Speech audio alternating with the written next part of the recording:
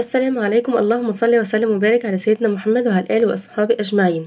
يا صباح الفل وصباح الورد وصباح الياسمين على حبايب قلب الحلوين المشتركين واللي مش مشتركين في قناتي. لو انتوا تتفرجوا عليا اول مره يا ريت تحطوا لي لايك وتدعموا الفيديو ده بلايك وكومنت حلو كده منكم، واللي مش مشترك في القناه يا ريت يشترك في قناتي ويفعل زر الجرس عشان يوصلوا مني كل جديد. النهارده بقى يا حلوين انا هعمل معاكم المكرونه البشاميل، وكمان هعملها بميكس جبن زي ما انتم شايفين معايا كذا نوع جبنه، 3 انواع جبنه شيدر وجبنه رومي وجبنه موتزاريلا. الجبن دي بحطها بقى ايه على البشاميل كده وعلى المكرونه، بتخلي طعمها جميل جدا وبتخلي البشاميل طعمه جامد قوي بجد، بتبقى حلوه قوي. وكمان هتشوفوا النتيجه ان شاء الله هتعجبكم، وان شاء الله لو جربتوا الوصفه دي وهتعتمدوها على طول وتعملوا بالطريقه دي ان شاء الله، لان الطريقه دي حلوه قوي والطعم كمان تحفه قوي. لو عملتها بقى في عزومات او اي حاجه زي كده هتشرفكم طبعا، وكمان اي حد هياكل منها هتعجبه لان الطريقه جميله جدا. انا بعملها على طول وبجد بتفرق معايا، بتبقى طعمها جميل جدا. النهارده بقى هتشوفوا الطريقه اللي انا هعمل بيها. الجبنه دي بقى المفروض تبقى مبشوره، بس انا منزلت اجيب ميكس من اللي هو المبشور، ما لقيتش جبنه مبشوره، فجبت من دي اطباق كده وهبشرها دلوقتي واوريها لكم. اول حاجه بقى هعملها ان انا هسلق المكرونه. معايا كده حله ميه على النار اللي انا هسلق فيها المكرونه، وكمان معايا اللبن اللي هعمل بيه البشاميل، وطبعا دي اللحمه انا معصجاها طبعا اهيت، كنت معصجاها كده ومجهزاها جنبي برضو. اللي مخلي برضو اللحمه لونها كده لان كنت حاطه عليها توابل وكده، فمخليه لونها بس مصفر شويه. كنت حاطه طبعا كاري وكركم وحاجات زي كده مخليين لونها اصفر. وكمان كنت حاطه لها مرقه دجاج مخليه طعمها حلو قوي. زي ما انتم شايفين الميه دلوقتي غلت، حطيت عليها شويه ملح وحطيت كمان حبه زيت، معلقتين زيت كده عشان خاطر ما يخليش المكرونه تمسك معايا وكده. فدلوقتي بقى الميه كانت غلت يعني سخنت جامد، هنزل بالمكرونه. انا معايا كيسين، هحط كيس ونص على قد الكميه اللي انا هشتغل بيها يعني، فمش هحط الكيسين لان طبعا الكيسين كبار، فانا هاخد كيس ونص بس. وهقلب كده كويس وهستمر بقى في التقليب، واهم حاجه ان احنا نسيبها تطيب كويس في السليق عشان خاطر هي مش هتغيب معانا في الفرن. فاحنا عايزين نسوي كل حاجه هنا الاول. هسوي المكرونه الاول كده خليها تستوي جامد عشان تديني نتيجه حلوه في بعد كده. هقلبها حلو بقى كده زي ما انتم شايفين وخلي بالي منها. وطبعا ببقى مخليه الميه اللي انا هسلق فيها بتبقى كميه كبيره عشان تسلق المكرونه كويس.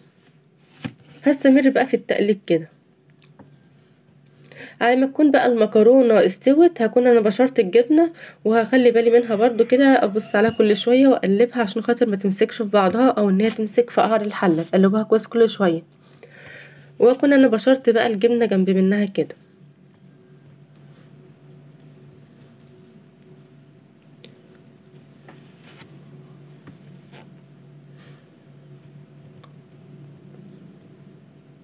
دلوقتي بقى المكرونه كانت استوت زي ما انتم شايفين، هقلبها.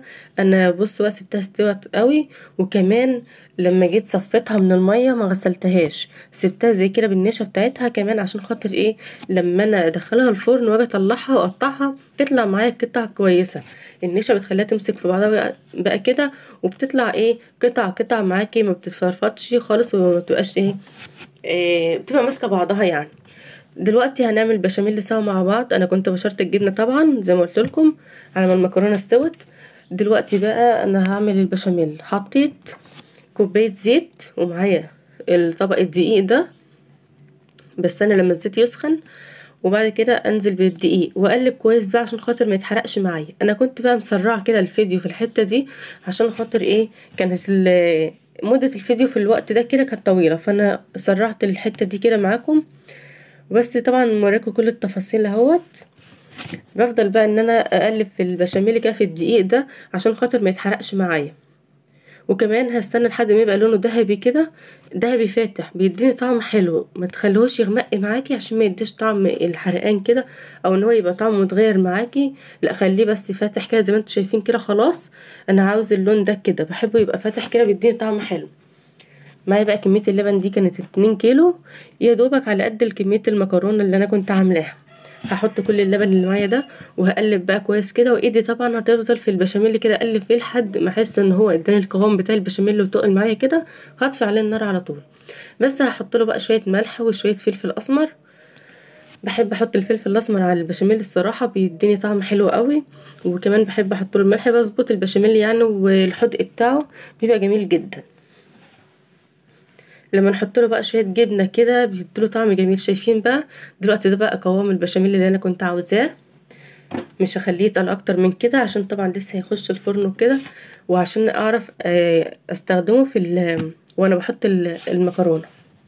معايا شويه جبنه روم على جبنه شيدر كده هحطهم، وكمان اجيب شويه جبنه موتزاريلا بحطهم على البشاميل، بيخلي طعمه جميل جدا. بتسيح الجبنه دي بتسيح بقى فيه كده وبتخليه جميل بقى وطعمه حلو قوي. عايزاكم تجربوا الطريقه دي بجد بيبقى جميل جدا.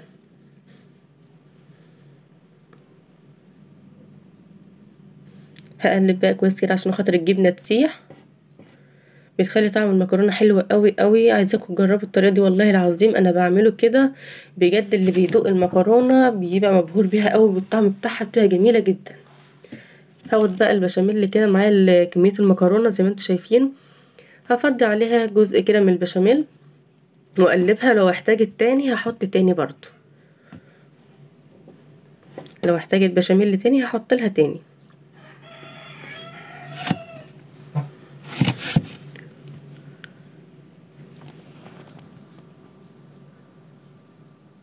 شايفين الموتزاريلا بتمط معايا دلوقتي، سخنت كده وعماله بتمط بجد جميله قوي.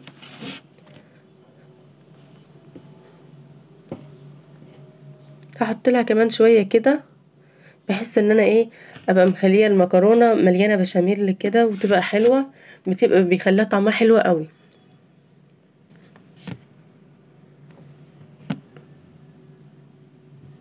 جبت صينيه كده ودهنت فيها شويه زيت، هدهنها كويس، هدهنها كويس من كل الحروف بتاعتها كده عشان ابدا بقى ان انا ارص فيها المكرونه.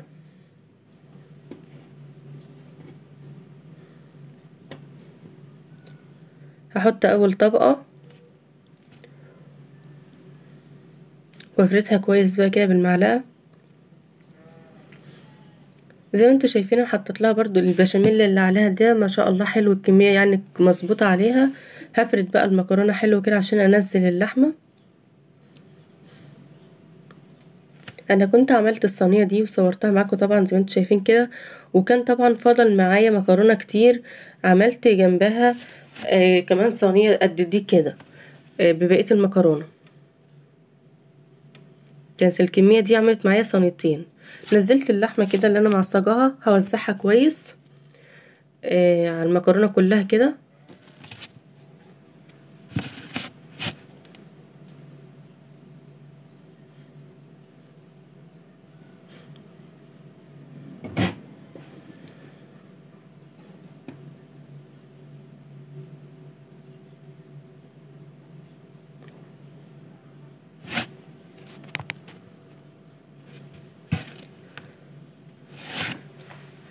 تمام كده كده وزعت اللحمه بحالها. هحط بقى المكرونه وافردها تاني برضو على الصينيه كلها.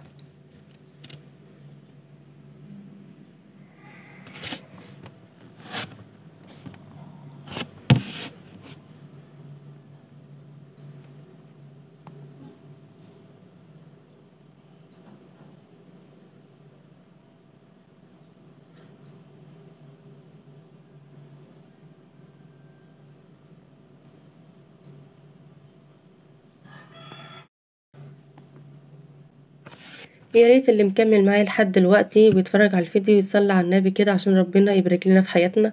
اللهم صل وسلم وبارك على سيدنا محمد وعلى اله واصحابه اجمعين. هسوي بقى المكرونه كويس كده بالمعلقه، واجيب بقى شويه من الجبنه هرشهم عليها. بحب ارش الجبنه الاول قبل ما احط البشاميل عشان خاطر اعرف اوزعها حلو على الصينيه بحالها. فاحط شويه كده رومي وشويه شيدر وموتزاريلا، بيدوها طعم حلو قوي لما بيخشوا الفرن وبيسيحوا معاها مع البشاميل كده، بيدوها طعم حلو قوي.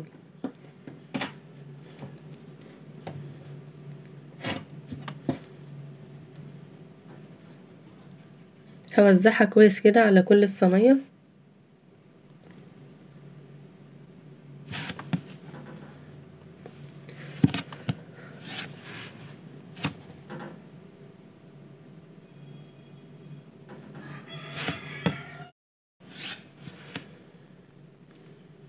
هنزل بقى بالبشاميل اللي فاضل ده، هوزعه على الصينيه كويس. هحاول بقى اغطيها كلها كده بالبشاميل.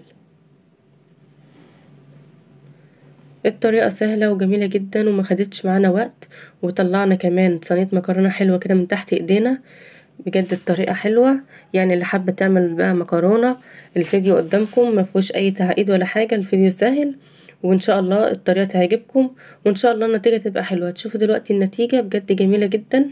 هسوي بس كده بالبشاميل عشان ما يبقاش في حته عاليه وحته كده، فهسويه كويس عشان خاطر لما تخش الفرن وتطلع تبقى طالعه متساويه معانا. دلوقتي بقى الصينيه زي ما انتم شايفين كده جاهزه، دخلها الفرن نص ساعه. الفرن بقى محميه من قبلها من بدري، كون النار حاميه، الفرن حامي يعني. وهدخلها الفرن على نار هاديه واسيبها بقى نص ساعه، وبعد كده اطلعها واخلي بالي منها برضو كل شويه ابص عليها. هوريها لكم بقى دلوقتي. دلوقتي بقى بعد ما طلعت كنت عامله جنبها برضو البرام الصغير ده وصينيه تانية، بس هي كانت في الفرن، الصينيه التانية كانت في الفرن. فزي ما انتم شايفين ما شاء الله المكرونه حلوه. وكمان هقطعها دلوقتي معاكم. هي بس كان وشها احمر مني شويه كده، بس كانت جميله جدا. وده طبعا طاجن كده صغير كنت عاملاه برضو لما عملت الصينيه التانية، فضل معايا شويه صغيرين فعملت الطاجن ده. طبعا زي اللي بيبقى في المحلات، بس طبعا عارفين هو معمول ازاي وعارفين اللحمه اللي احنا حاطينها وحاجه مضمونه، جميل جدا. وكمان حاجه تشرف كده. هقطع دلوقتي بقى معاكم قطعه عشان تشوفوها.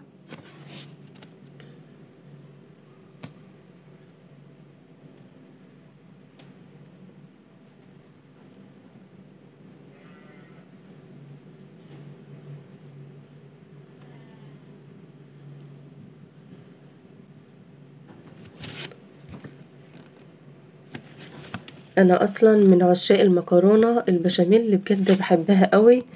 وعندي ابن الصغير محمود بيحبها برضو، طالع بيحب المكرونه البشاميل جدا، فكل شويه يفضل يطلبها مني ويقول لي ماما عايز مكرونه شلاميل. فطبعا بعملها له. المكرونه الشلاميل دي تبقى حلوه قوي، هو عندي الولاد بيحبوها بس طبعا محمود بيحبها جدا. طلع لي بيحب المكرونه البشاميل فانا بعملها على طول، وبعملها بالطريقه دي بتعجب الاولاد قوي وبتبقى جميله جدا. وكمان ببقى مكتره عليها البشاميل لانه بيبقى طعمه حلو والولاد بيحبوه كمان. فبعمل لهم بقى المكرونه الشلاميل دي على طول. زي ما انتوا شايفين بقى دي النتيجه ما شاء الله. وكمان الجبنه بتمط معايا، انا مش عارفه اوريها لكم كويس بس زي ما انتوا شايفين اهي البشاميل اللي بيمط كده بتبقى جميله قوي وطعمها بقى تحفه تحفه. الجبنه دي لما بتسيح كده مع البشاميل اللي بتدي طعم حلو قوي للمكرونه، تبقى حلوه قوي. ودي بقى كانت طريقتي في المكرونه. يا رب يكون الفيديو عجبكم. متنسوش بقى تدعموني وتدعموا الفيديو ده وتحطوا له لايك وتشتركوا في القناه وتفعلوا زر الجرس عشان يوصلكم منه كل جديد. ويا رب يكون الطريقه عجبتكم ويكون الفيديو ممتع كده معاكم، ما خدش وما ايه، وكونوا استفدتوا منه. واشوفكم بقى في فيديوهات تانية كتير، وياريت تشتركوا في القناه عشان خاطر يوصلكوا كل الفيديوهات اللي انا نزلتها اللي انا هنزلها والفيديوهات اللي انا منزلها قبل كده. واشوفكم على خير. باي بقى.